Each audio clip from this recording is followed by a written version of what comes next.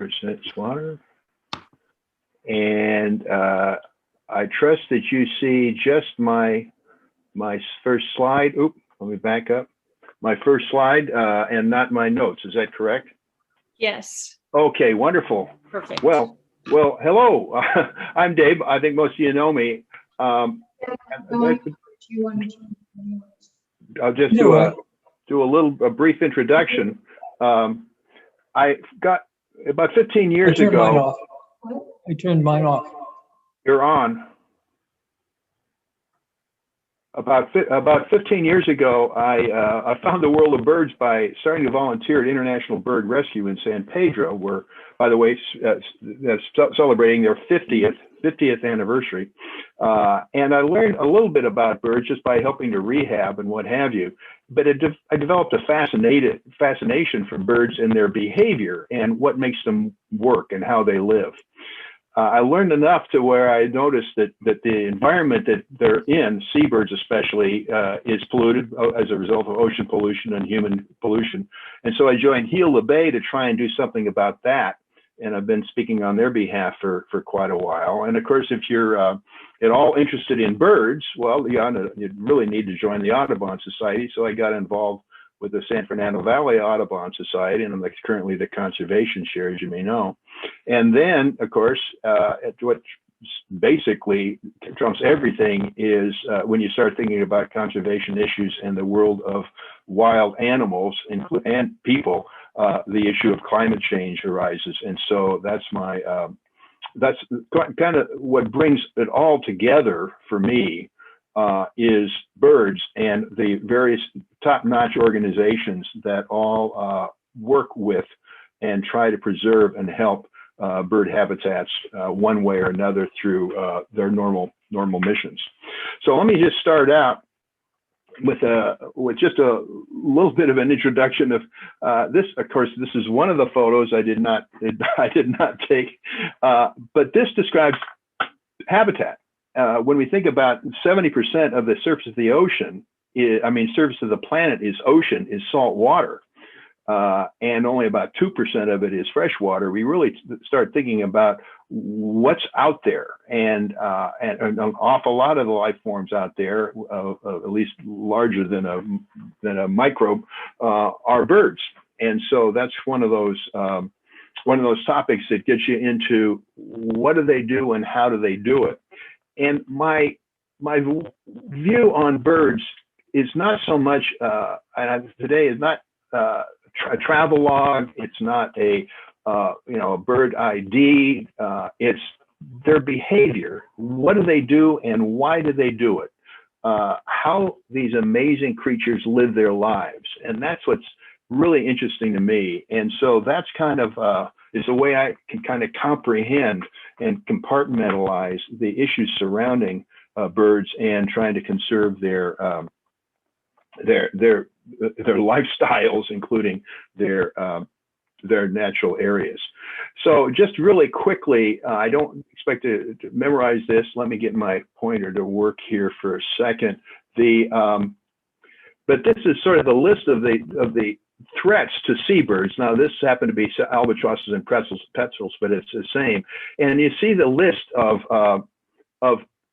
starred here are the issues of human-caused, anthropogenic causes of bird impacts: the pollution, human disturbance, habitat degradation, hunting. Not natural causes, but introduced predators and bycatch. And so, to some degree, I'm going to be speaking to you kind of about these issues, but basically as it relates to birds and their behavior. And so I'm having a little bit of trouble with and so down. Let's start out. Let me make sure that I'm right. Yeah. Let's start out with some basics.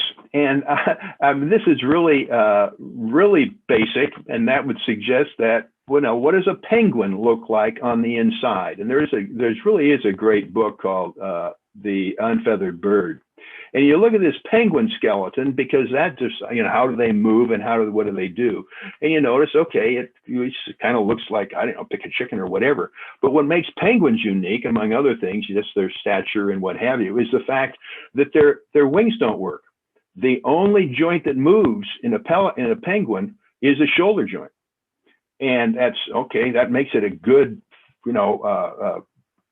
way to propel yourself underwater, because there's no flexation. But that's the only joint you move.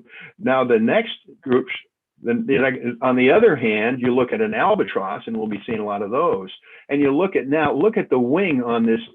Just as just a Laysan albatross. It's not the wandering, the longer one. But look at the wing there, and of course they've got all these joints, but these joints lock in place when they dynamically soar over the ocean. But you look at that and you say, wow, look at compare the differences. And so we think, and a lot of what we've been talking about today will be sort of penguins and albatrosses and then related things.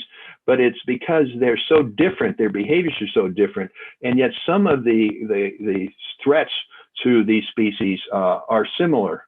And so we'll talk a little bit about that. One more just sort of basic birding, if you will, or birds, is what makes aquatic birds unique is at the microscopic level, their feathers interlock. And these are little called hooklets. They're also called hemuli, but here's greatly magnified. And the fact that birds are waterproof, and you think about a penguin and you think about an albatross, at how important that is to them, especially diving birds. You say, how does that work? Well, it's not that uropalageal gland. Many people think, the gland on the tail, but this mechanical action is what makes birds waterproof, and that's true for penguins, and that's true for albatrosses, and sort of everything in between. And so what's important, of course, is then the fact that they are waterproof, and all seabirds are.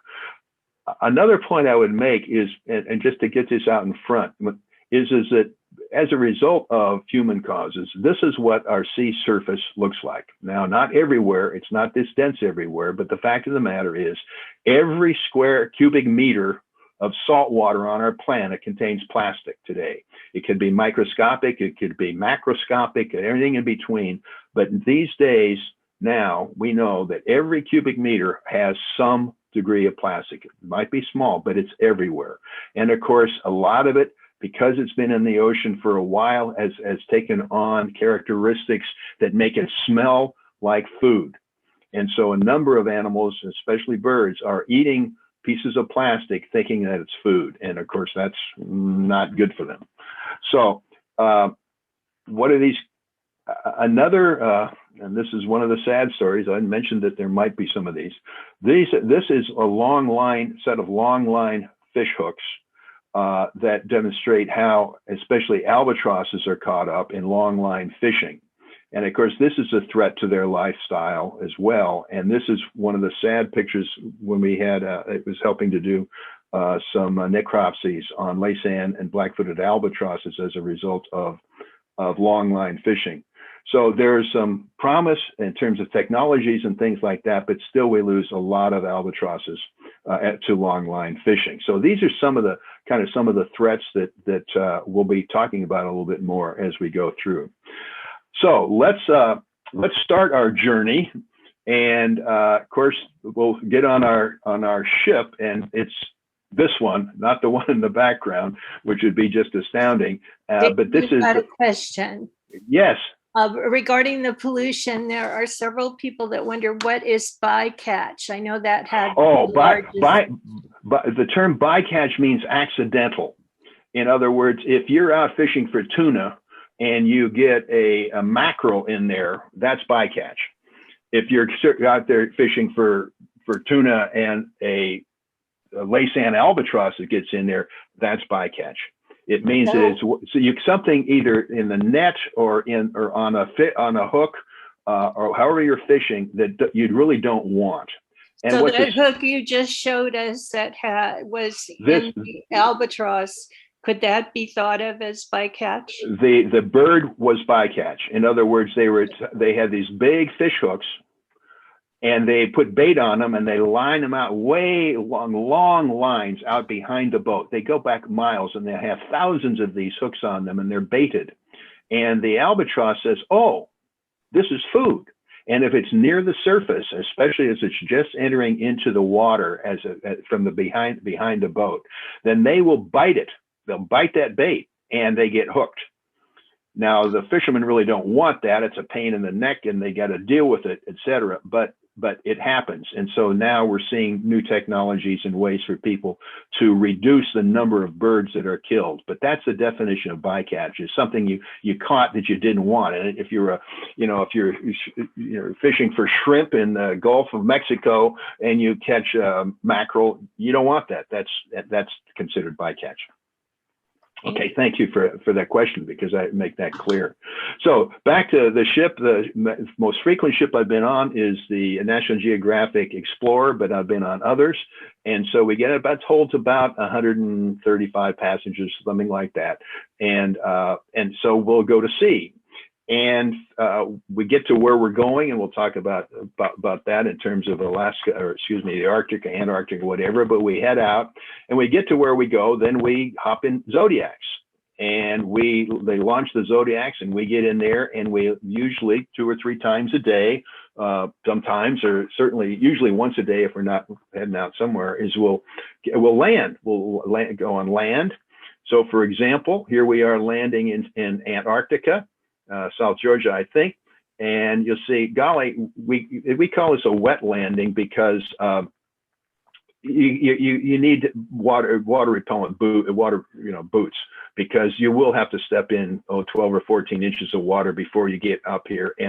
But you'll see, here we are, we landed, and what's there already are, in this case, thousands and thousands of penguins and these huge elephant seals. But this is the wet landing. Now, obviously, we don't always land with elephant seals and penguins, but that's it. But the good thing about most of our where we're natural, is that the inhabitants of these areas are friendly.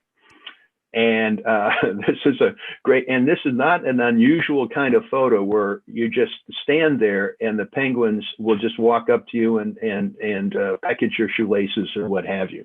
So the good news is, when we do a landing, they're very careful, especially in the Arctic, that we're not going to land where there are polar bears. But other than that, and we're looking very careful to make sure that it's safe to do so. But we land, and the inhabitants usually come up to greet us at curiosity.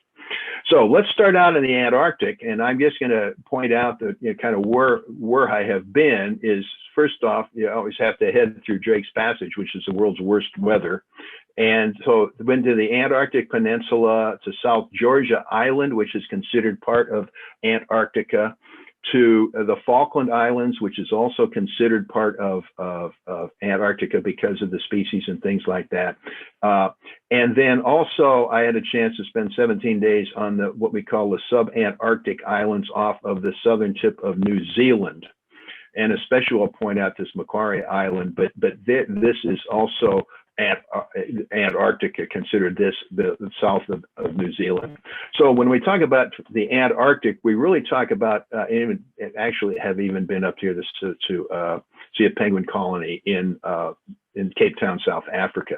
So this is all considered Antarctica, but this is what we think of, because anything beyond this is simply sort of hard to get to, either expensive or just not kind of worth the trip. Although there are some emperor penguin colonies here that I'd really love to visit.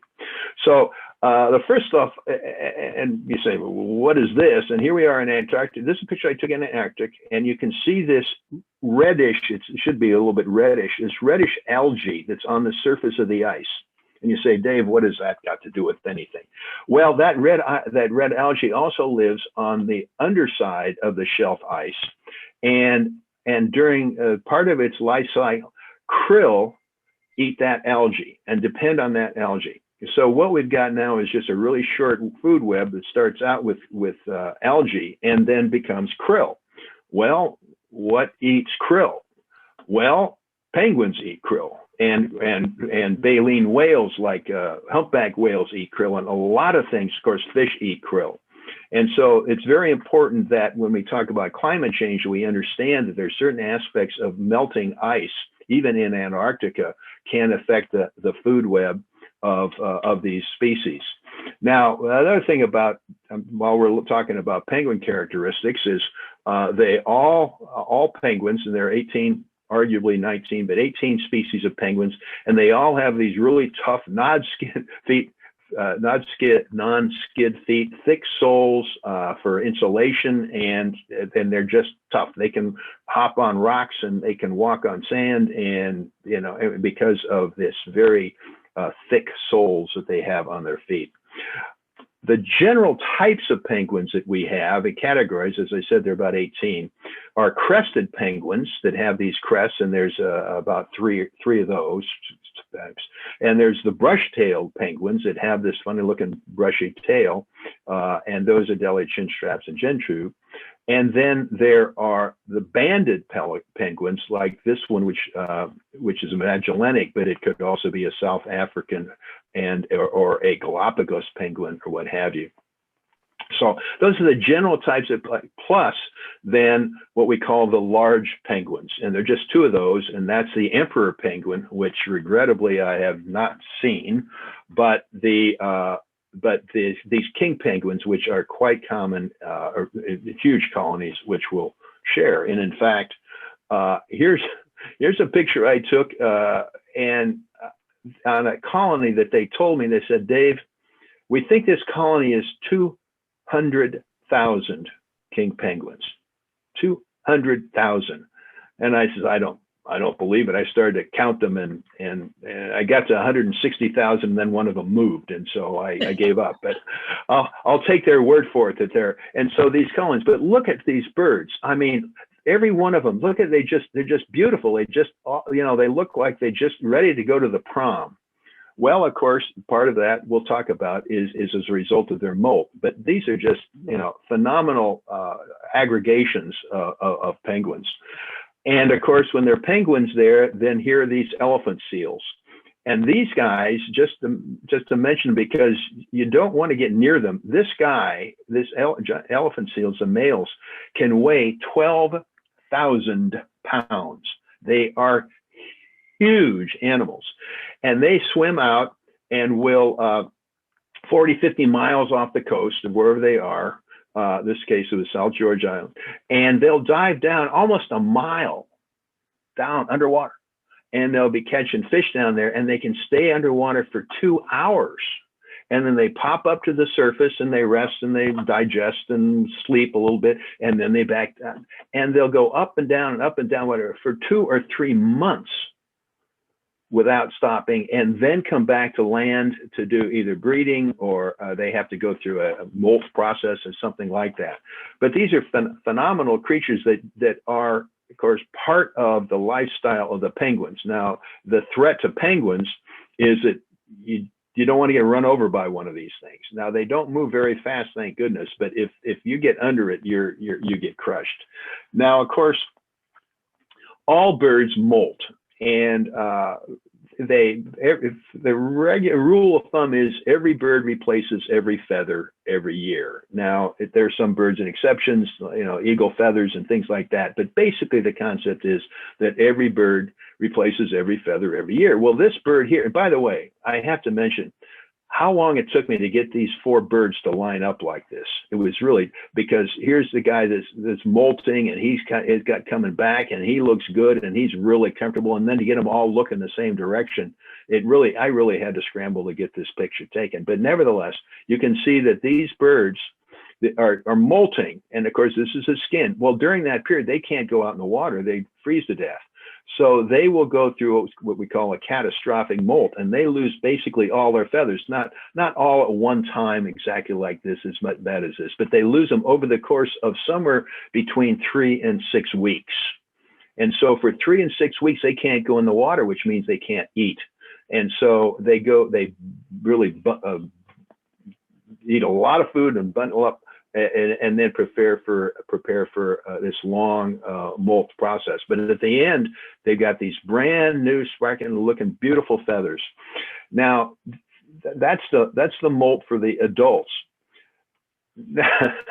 Now here are the chicks, and every time I see this photograph, I laugh. This is the adult, and these are the babies. And you say they're bigger than the adults. Well, they're all fluff.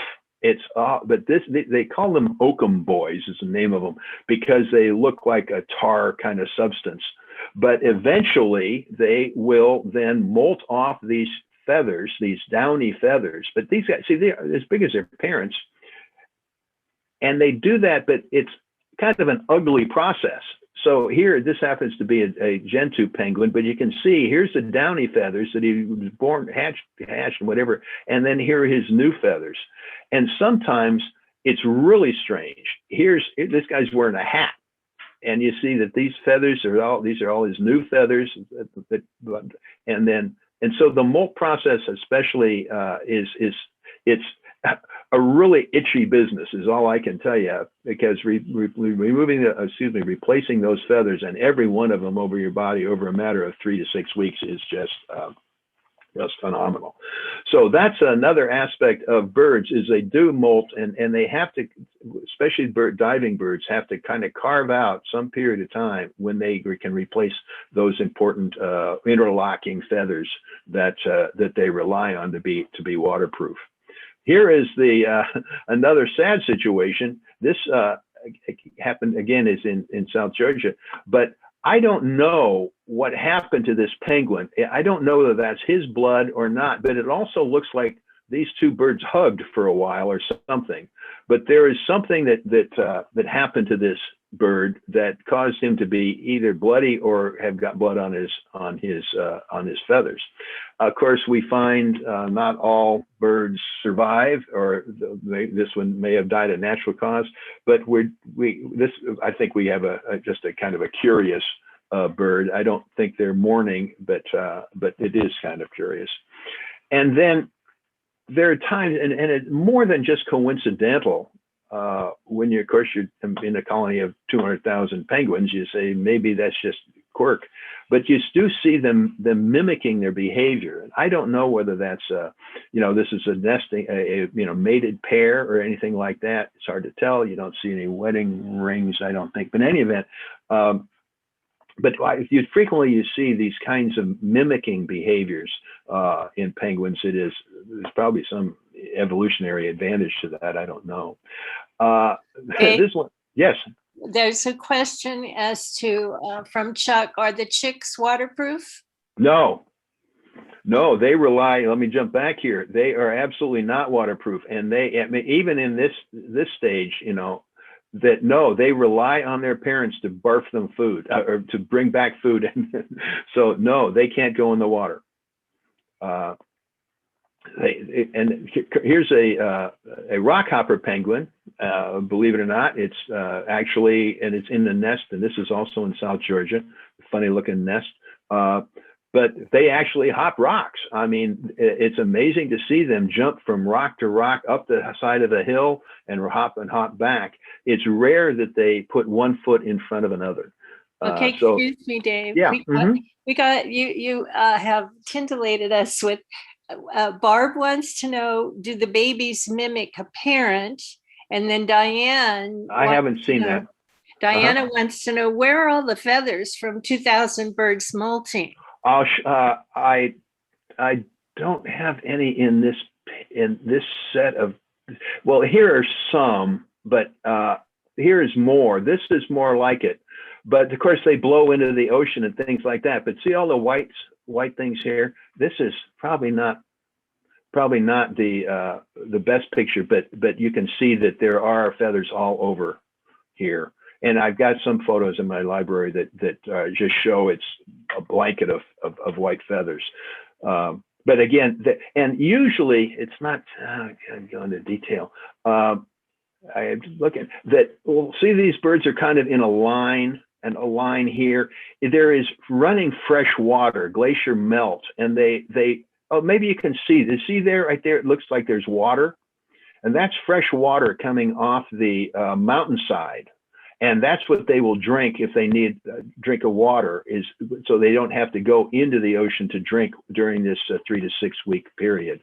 Is that the colonies usually have, or do have, this sort of a river running off a glacier or something like that, that would provide fresh water for them. Let's see, moving right along. Seeing this, a rock hopper hopping rocks. These are chinstrap penguins. And it says, oh, look at, they're porpoising. Well, I think they're penguining. That's what they are. But nevertheless, these are hard to get photos, but they're fascinating I have a few of them. Now, again, the threat to many birds throughout our saltwater environment, because they are everywhere, are, of course, orcas. And this, got lucky with a photograph here of orcas doing what we call spy hopping. And so he's suspending himself up. He was up in that position for, 10 or 12 seconds, looking around. And of course, they've got a friend. And of course, they're the very top predator. There are even stories of and documented evidence that they will attack great white sharks. And they attack great white sharks for the purpose of dismembering them and eating their liver. So it's really quite. And how do they do that? Well, this is a picture I got of, that's a killer whale. You're an orca, you're gonna respect that. So I didn't swim in the Arctic. Another characteristic, and here again is a chick, it's a Gen 2 chick.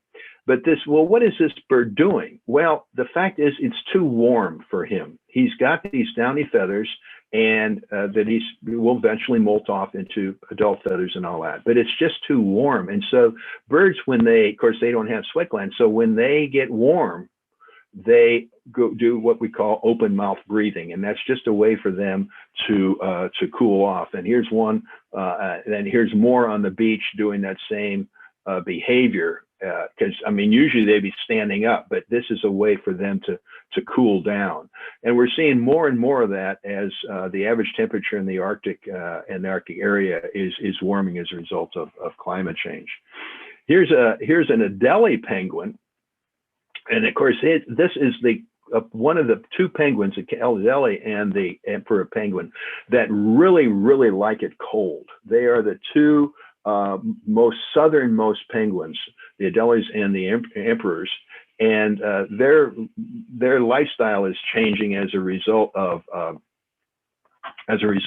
climate change.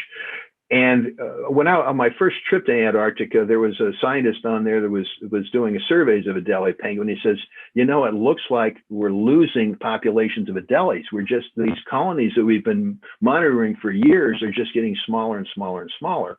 Well, apparently they were moving, because about 3 or 4 years ago, the satellite flying over the Antarctic Peninsula looked down and said, what is all that going on down there? And they found an Adelie penguin colony that included 500,000 Adelie penguins. And so apparently some of these had just relocated to a different spot. And so the scientists said, look down, and they could see them of course, from the satellite. And says, well, let's go and set out a drone to count them. And this is not my photograph, but here's an Adelie penguin that found this drone that was used to count the newfound colony, so that they could estimate how many birds were in it. And when I saw this picture, I just had to steal it and include it, because I say, what is this? So other interesting behaviors that we see, these are chinstrap penguins for what it's worth, but I took this picture early on, and you say, what do you think they're talking about? It looks like they're all having a discussion. They're probably saying, who is this big guy on our iceberg? Let's get him off of here. Another sad situation, again, chin straps. Don't know this I'm guessing that this might actually have been an accident when they were leaving the water, jumping out of the water or something like that. But it could have been another predator. And then here are, in the Falklands, where it's sort of warmer, these gentoos and the Magellanic penguins that like the warmer water as opposed to the Adelie. We're going to now transition into what's known as the tube nose birds, away from penguins. And this happens to be a classic example of a tube nose bird. And this is a southern giant petrel. And like all birds, seabirds, they drink salt water. And like all seabirds, they have an ability to. There's a gland in their head, believe it or not, that removes the salt from their body, and it then excretes that salt out through a gland. And in the tube nose birds, it comes out through this unique tube nose. And if you look very carefully, it might be hard to see, that's a water drop right there. And so these birds are constantly excreting salt water from their salt gland through their nose, onto the bill, and whatever. And that's how they can drink salt water and virtually never drink fresh water. Now, if we get in a tube nose bird like a fulmar in International Bird Rescue, all our pools are fresh water. And so occasionally, maybe every day, every other day, we give them a salt tablet so that this gland doesn't atrophy. Because if they were to be in salt water for too long, then that gland might shut down. Then we release them out there where they have to drink salt water, and it wouldn't work for them. So, but the classic for me tube nose bird is the wandering albatross. And this is, of probably all the 10,500 species of birds on the planet, I think this is my favorite. And the wandering albatross is very unique in that it has the longest wingspan of any bird on the planet. And this is an 11-foot wingspan. Now, if you remember the picture of that, of the skeleton of the albatross that showed how long the wings are, this was almost half again larger than that skeleton would show. But they rarely flap their wings. All they need to do is they're almost always where there is plenty of wind. And so all they need to do is straighten out these wings, and the wind will just lift them off the surface. They use more energy sitting on the water than they do flying, because they just lock these wings in place. They've got little bones that allow them to make in this elbow joint here, and they can lock it in place and just soar like a fixed wing aircraft. And so this bird, the wandering out, we believe they live over 80 years. And it's easy to do the math. It says they fly millions and millions of miles in that lifetime, all just surrounding Antarctica, and they're looking for food floating on the surface. Like all albatrosses, their sense of smell is absolutely remarkable, and they can smell a dead fish 5 miles downwind and follow that trail, that odor trail, up to and find it. Now that could be a school of fish, it could be squid, it could be etc., whatever it is that they could be eating. But they don't dive down. They will put their head down into the water, but they can't dive down. So they're looking for things on the surface. So imagine, if you will, you have a plastic bottle cap or something perfect size to be eaten, and of course once it gets in their stomach, they can't digest it. And if it can't pass through, it'll stay there forever. So that's the story of just amazing birds. Here's one that happened to get to a nesting colony, which was for me just a real thrill to see. And here's a wandering albatross on land. Here's another photo of a wandering albatross. And these are just special to me because of what an amazing bird they are. They lay one egg every other year. And so they reproduce, like all albatross, very slowly. They don't like a mallard lays 8 or 10 eggs every year, every time they nest.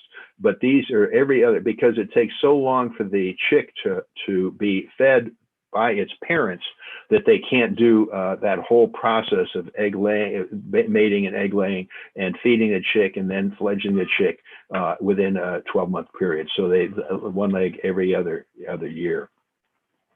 This is a juvenile. You know, let me look at this. This is a beautiful bird. This is the juvenile. They have this juvenile plumage for the first 2 or 3 years of their life. It then changes. The only habitable place, marginally habitable, on the Antarctic Peninsula or nearby is Port Lacroix, and this is Port Lacroix.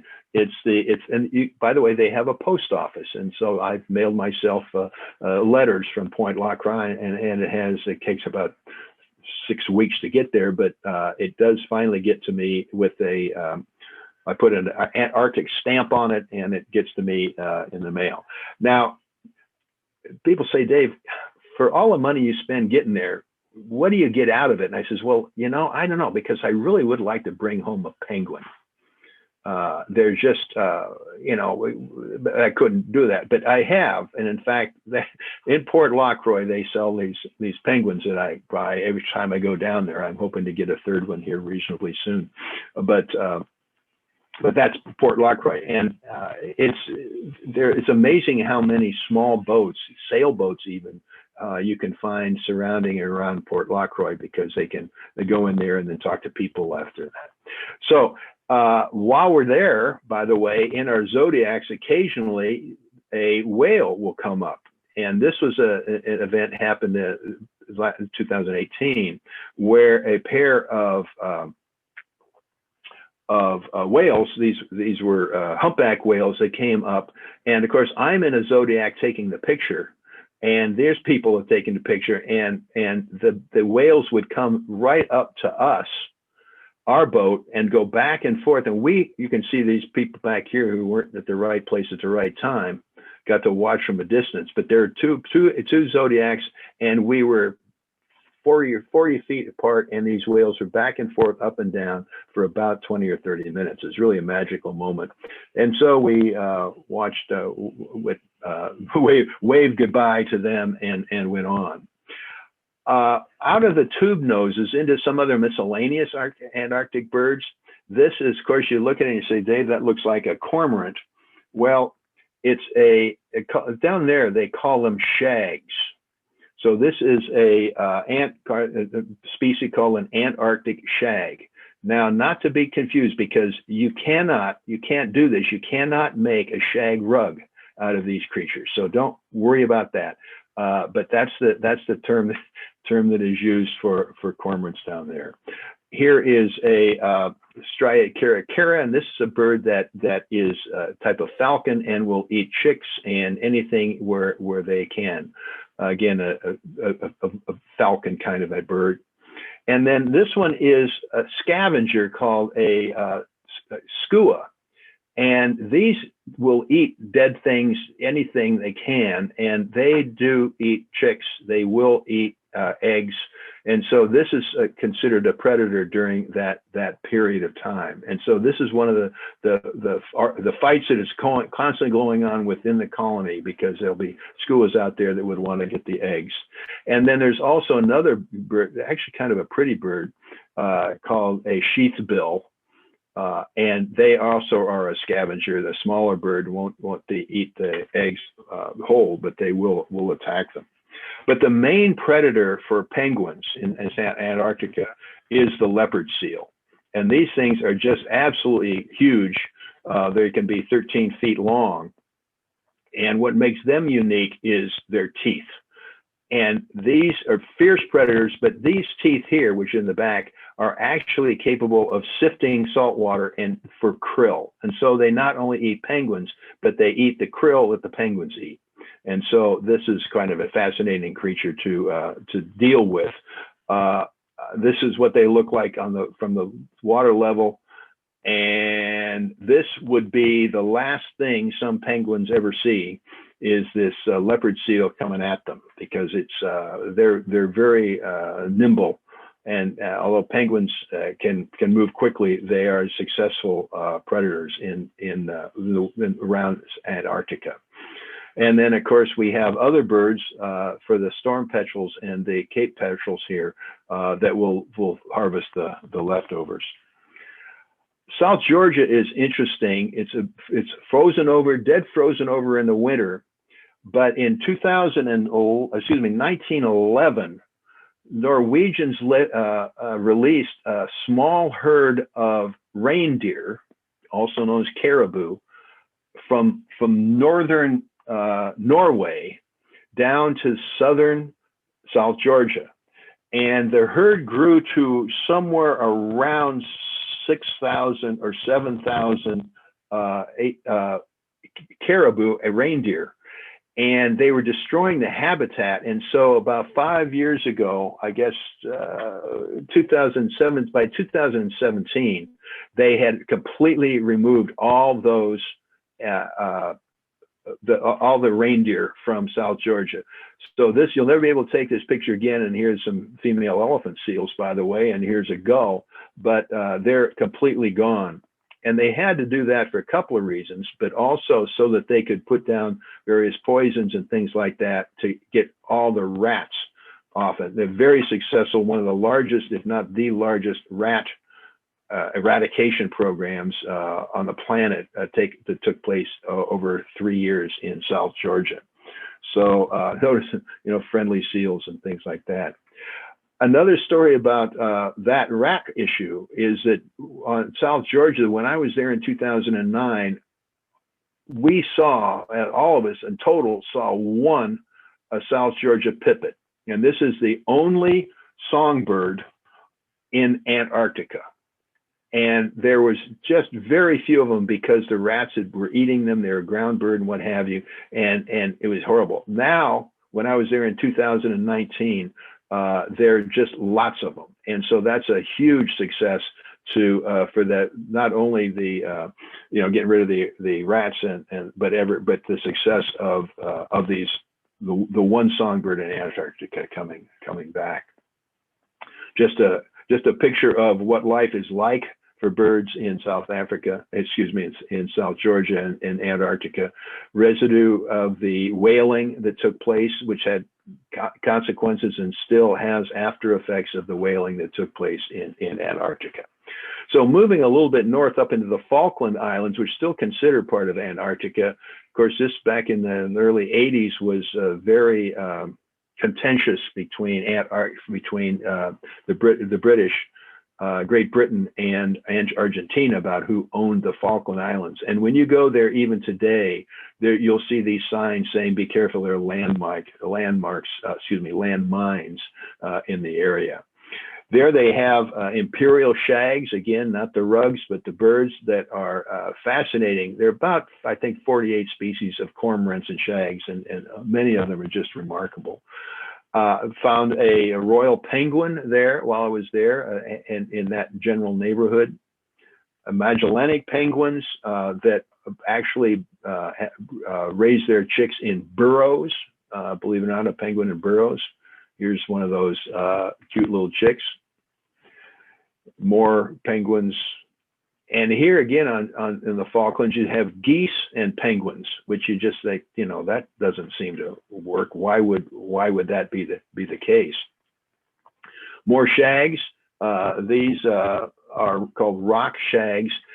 And boy, they just don't look like they're happy with one another. I don't know what kind of discussion they were getting into, but this is the kind of behaviors that you see when they're competing for food or territory or what have you. Let's get into other types of albatross, and these are ones primarily on the Falklands, but Falklands. These called black-browed albatross, and obviously this is clearly the reason they're called that. And here they are, and here are the chicks, and here are these rockhopper penguins, and so they share a colony. And they're both are breeding and raising their chicks at the same time in the same place, and it's just a great place where it's steep rocks and and where both the penguins and the albatross can develop their colonies. The cute little albatross chick, had to throw that in, the fluffy nature of these guys. They are chicks for about 7 months, and then they can fledge and fly off. And always there's some sort of a scavenger. This happens to be Astraea caracara, and so they just pick up the leavings. You know, there's no vultures or anything down here. These are the kinds of animals that will you know, whatever is dead or dying, they'll take care of it.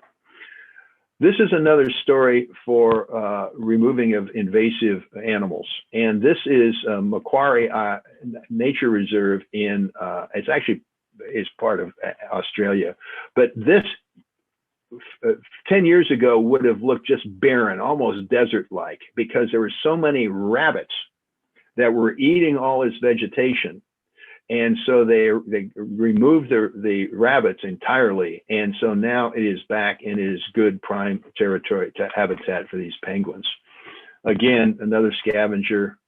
And here's an example of scavenging. There was a dead sea lion, and here they go. And again, this is the equivalent of vultures down there, is to take care of the flesh. And another petrel, and sooty shearwater. Now, sooty shearwaters are a tube nose also, but the point is that they, well, you can see them sometimes alone, but in many times in huge flocks. And this was taken again off in New Zealand, subantarctic islands of New Zealand. And when you get to understand a little bit about these sooty shearwaters, what's amazing about them, and here they put tracking devices on some, and these birds, some of them migrate 40,000 miles every year.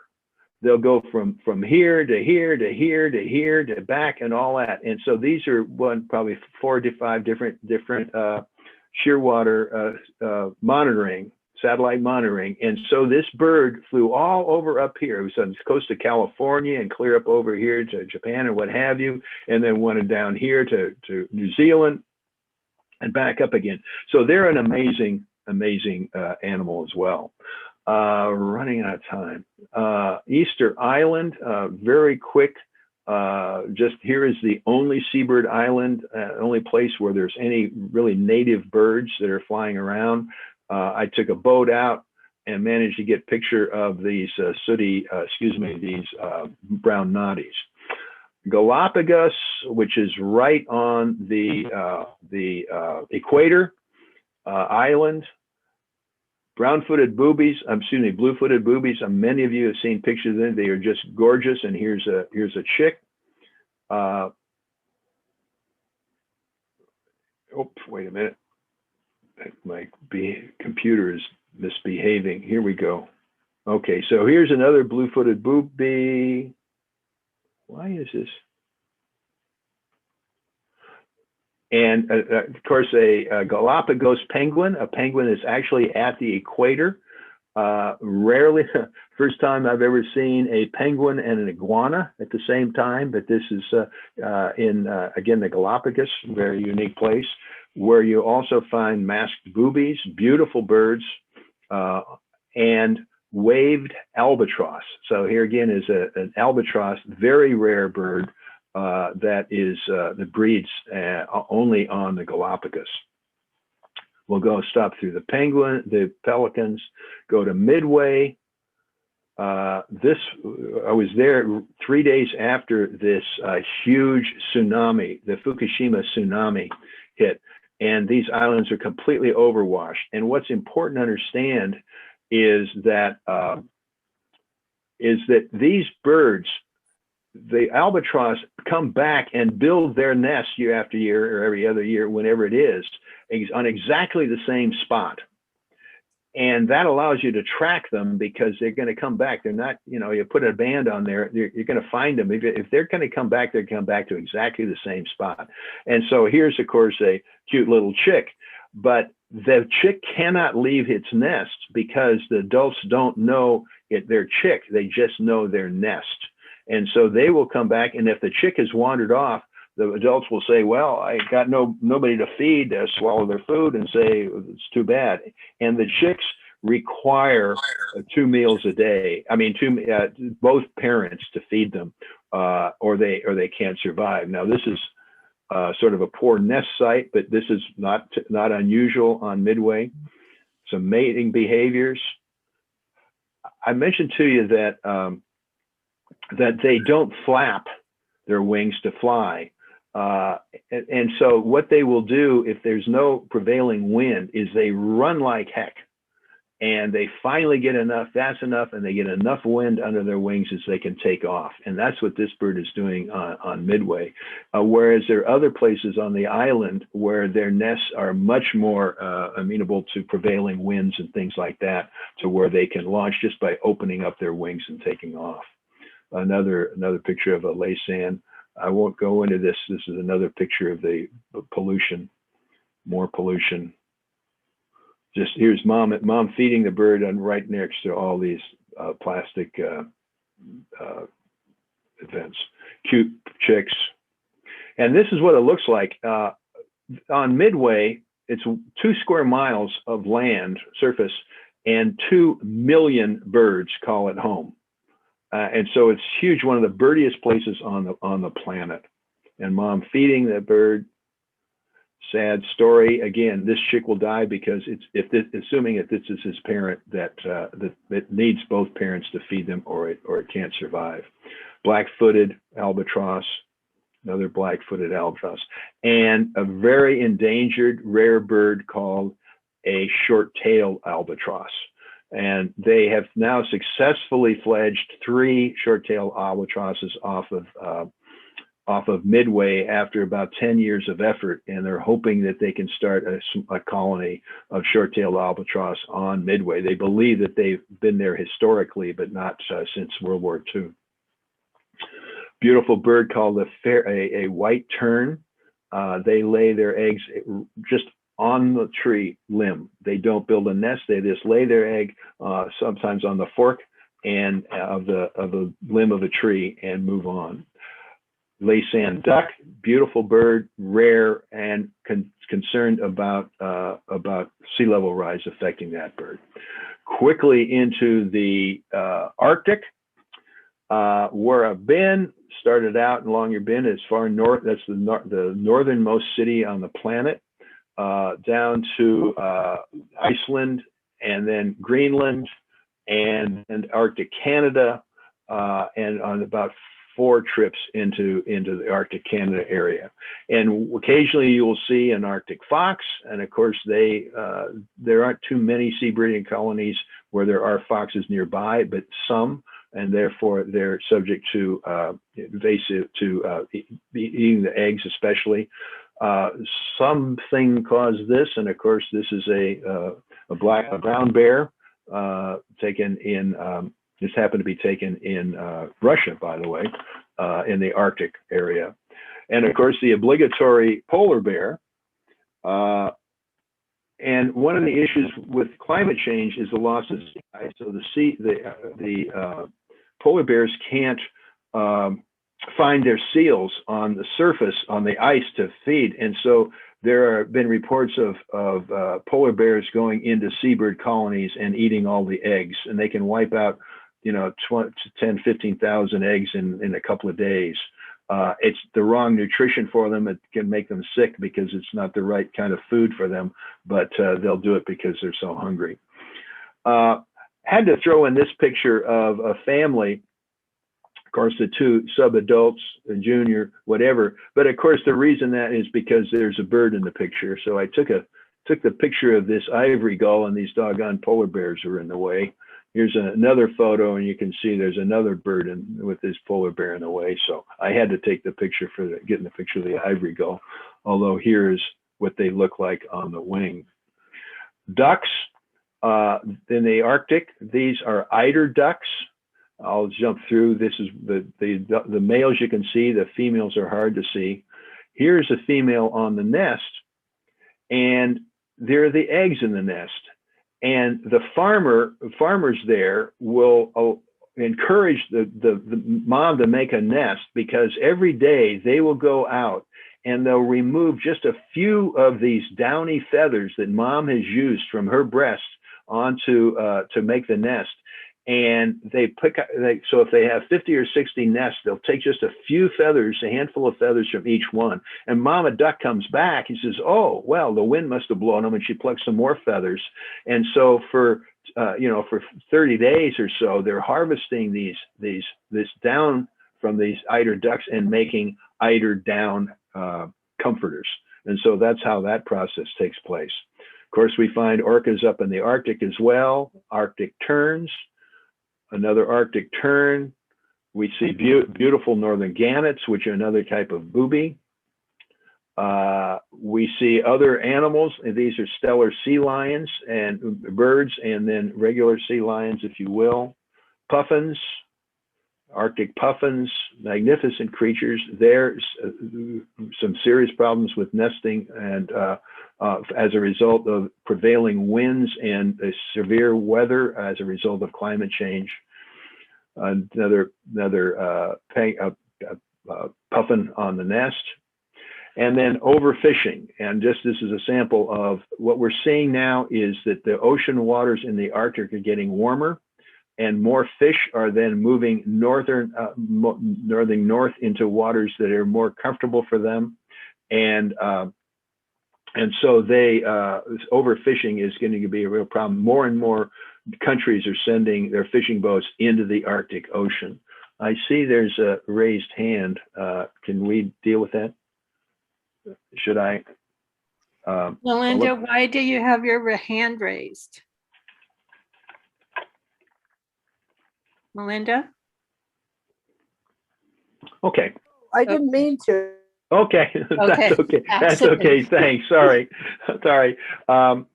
Here's just fishing in the Arctic. So these are fish, fishing nets taken in the Arctic, and of course we got some birds on it. And then just this again was taken in Russia of birds that are around the fish processing plants.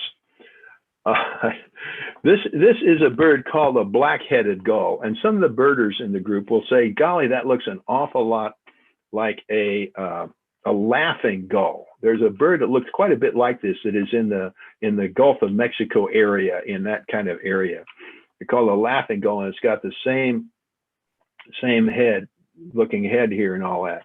And I wonder what would happen to a laughing gull if it broke its wing. That is, if it broke, what would a laughing gull do if it broke its humerus? I don't know. There's another strange joke. Really interesting bird, again in Russia, which is a sea eagle. It's a Steller Sea Eagle, very rare bird, at least on the Bering Sea. Remarkable birds, nesting. Yes. Chuck wants to know what kind of a camera and lenses are you using? Okay, yeah. Let me just finish up, and then I'll get to that just another minute, if you don't mind. Okay. So here again, northern fulmar. This is a kittiwake, red-legged kittiwake, which is a rare bird. But I wanted to get to this interesting segment, and then we'll pretty much, is that this is a glaucous wing gull. And you can see standing on something. It looks like it's actually a light on the ship.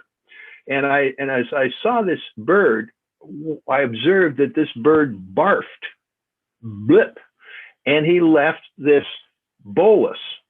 And that's what birds do with stuff that they can't digest. They barf it up.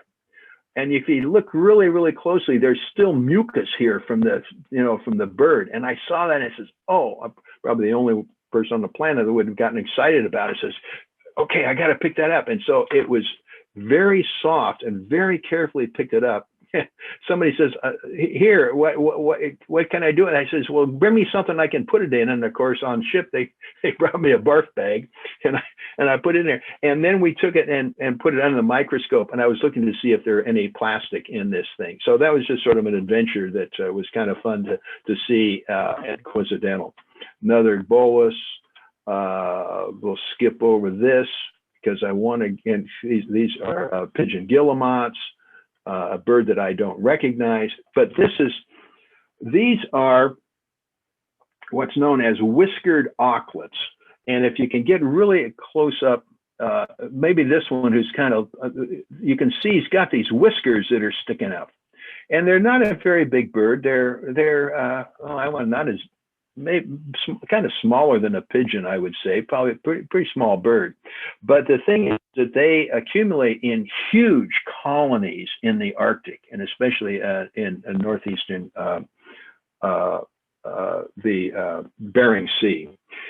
And we came upon this, and I was just amazed, because this is a murmuration of whiskered auklets. Now, many of you have seen murmurations of starlings that look like a cloud, like this cloud.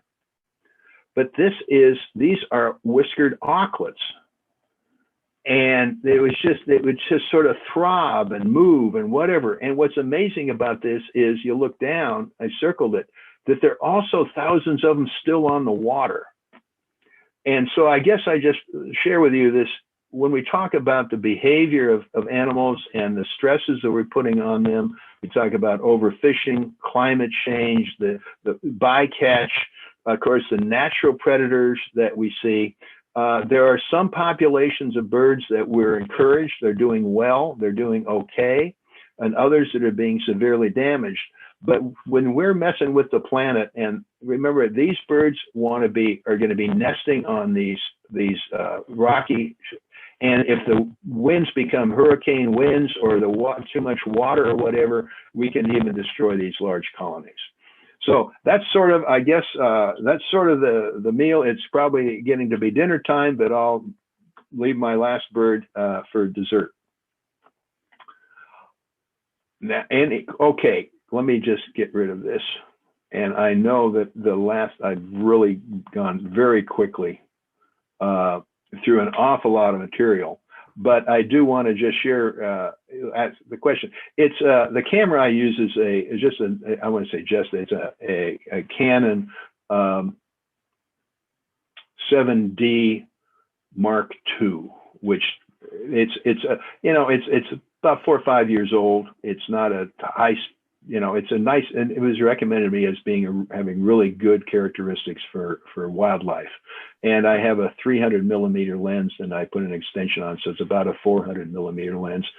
All of these pictures, taking these pictures can be really difficult for a couple of reasons. Number one, the thing's almost always moving, especially birds on the wing. The second thing is I don't control where I'm going to be or how long I'm going to be there, because I'm in a zodiac or I'm walking or whatever, or the boat is moving.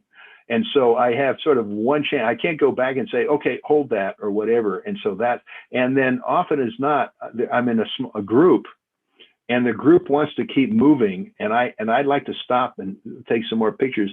So it's frustrating, but it is so rewarding just to get some of these photos and say, it's just these creatures to me are just so fascinating, just so amazing, that I just wanted to share as much as I could with you. That's why I've probably gone way over time. Any other questions? I would probably feel like you've been drinking from a fire hose or something. I probably could have cut back on some of it. There's a kudo, Dave. Jan is saying wonderful photos. She feels like she's been on a world tour tonight, and her face muscles are tired from smiling. Thank you. You're very kind. But it's just fascinating, like I say, and I've been so blessed to be able to go. I'm looking forward. I'm going back up to the Bering Sea in August, way north up through the Bering Strait into the Arctic Ocean to go to Wrangel Island if the Russians decide they want to let us land up there. Maybe they won't because of COVID or something, but the ship is engaged and ready to go if they let us do that. And so I'm really looking forward to that trip, because I'll see more of those seabirds and especially the colonies on the rocks and things where you see, thousands and thousands of birds that are just you know, they're going about their business, and despite all the threats to them and the threat, they, you know, they're still going strong. Then I got to get back to see some albatrosses again. That's the other thing. Does anyone want to unmute and ask a question? The favorite bird out of the pictures, or anything, or any comments? Yeah. Everybody's wonderful talk. Do you use a diopter?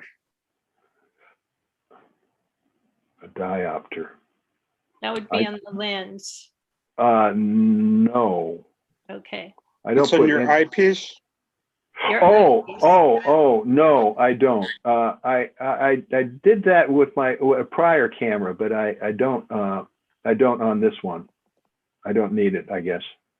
Could you put on the chat the camera and the lens and all of that?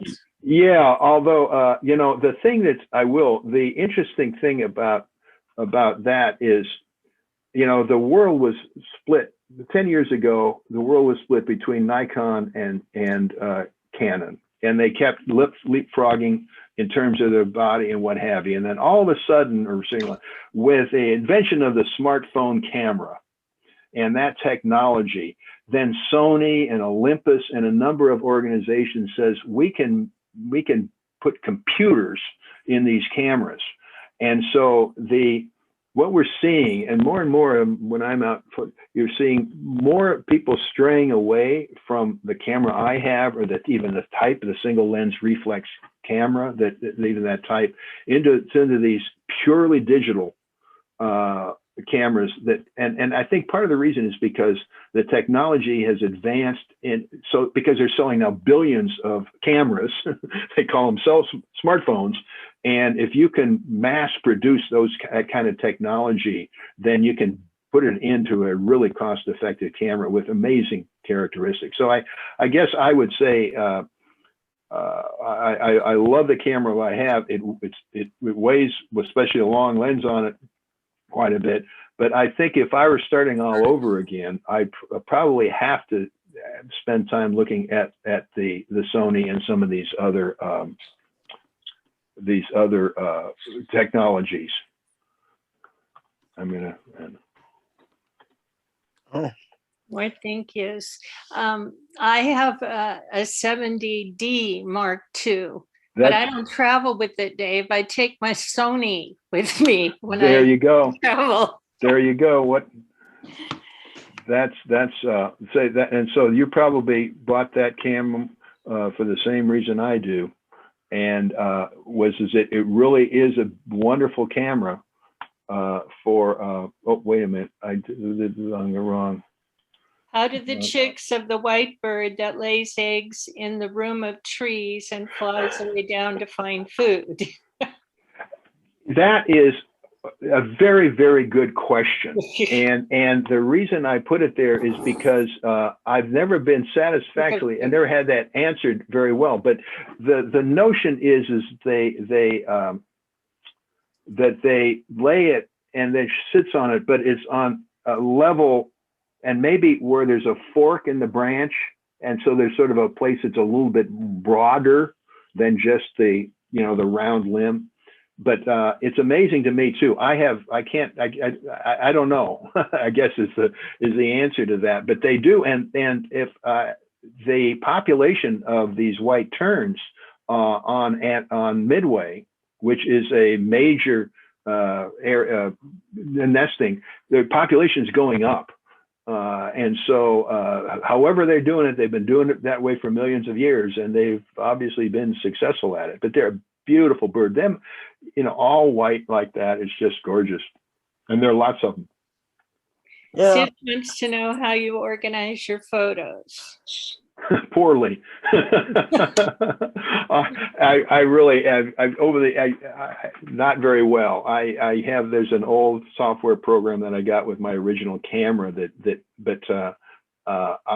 what I do is I keep good notes on what birds I see on what day, and then I can store them out by day, and then when I get back, sometimes I'll just bring up each day and throw away the ones that aren't good or whatever, and then I'll cut and paste, if you will, to create a best of, the best of Antarctica in 2018, or the best of the Galapagos or something.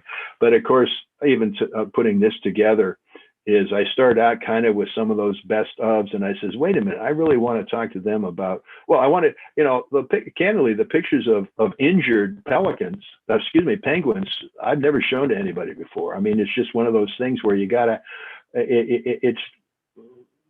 I wanted to explain that, there are natural things going on in their world, and then there are unnaturally anthropogenic issues, and not deny the fact that there are remarkable predators like leopard seals that have been engineered over millions of years of evolution to be able to eat penguins and krill. You say, how does that doesn't make any sense.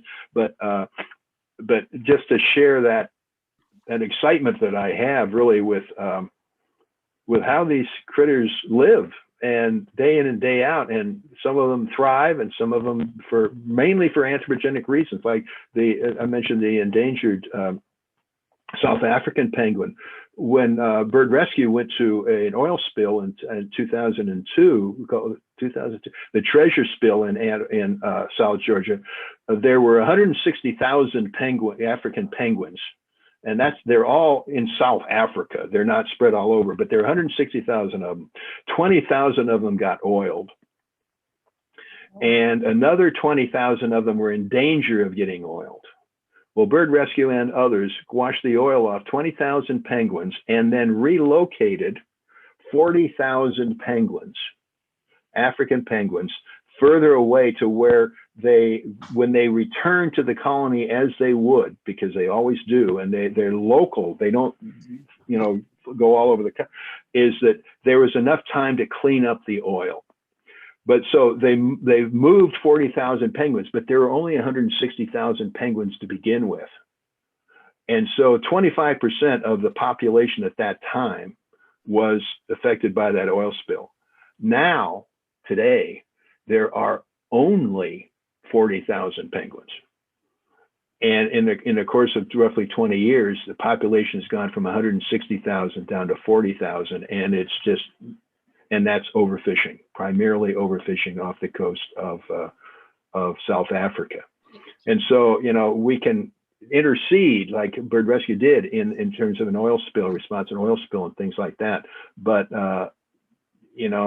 just we're just doing them in. We're just one way or another. Although, and we introduced rats onto Antarctica. We introduced reindeer on South Georgia. We can, and we're smart enough to be able to remove them from places, but it's just sort of undoing what we did to begin with. Well, thank you, Dave, very much. And we really appreciate that. All of those that are here tonight, Dave's going to come back in November and give us a whole talk just on penguins. So I'm looking forward to that. Nothing but penguins. Yeah.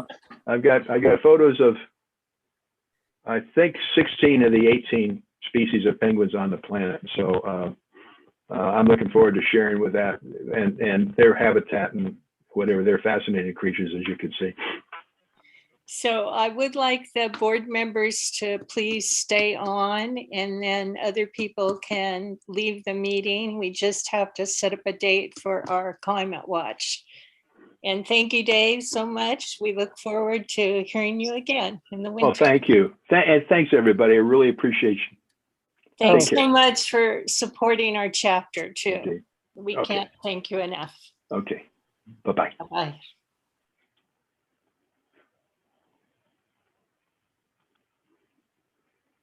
Now, let's see.